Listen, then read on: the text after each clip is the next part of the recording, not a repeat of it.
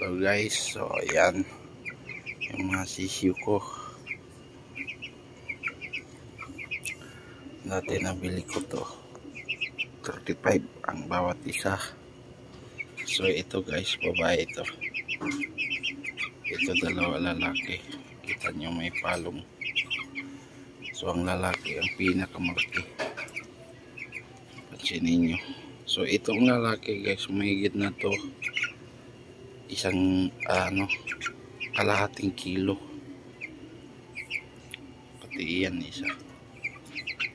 So yung isa mga 1/4 mahigit. Yung babae. So 19 days pa lang yan guys. Tingnan nyo. Naubos pa lang nilang patuka. Nasa 2 kilo pa lang mahigit. So yun. Paano yung kain nila? Konting kain, punta na naman yan sa tubig. So mabilis silang tumaba at lumaki gawa sa tubig. Tingnan nyo yung lalaki ng paa. Diba? So may pamasko na tayo at pang New Year. So guys, tapos bibili na naman tayo ulit ng sisiu. Mag-alaga ulit tayo. So pag ako yun nasa probinsya na guys, balak ko ito yung halagain ko pang negosyo. Mabilis pala ito palakihin. So kailangan lang malinis. Tingnan nyo.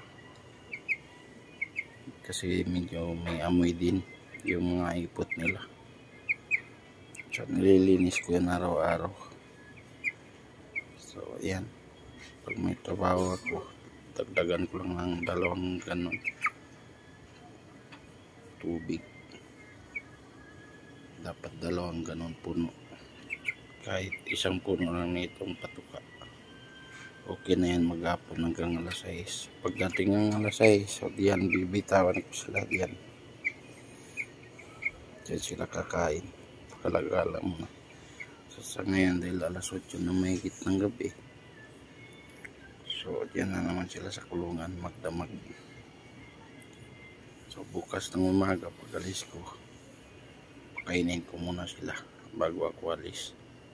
Ilalagay dati 2 ganon na tubig puno, tapos isang pagkain din yan na kahit hindi puno masyado, kasya na yan maghapon sa kanila. So kita ninyo lalaki. So hanggang dito lang guys, maraming salamat. Hindi lang yan yung manok ko, mayroon pa doon pinagjudyutihan ko, native yun at saka hybrid.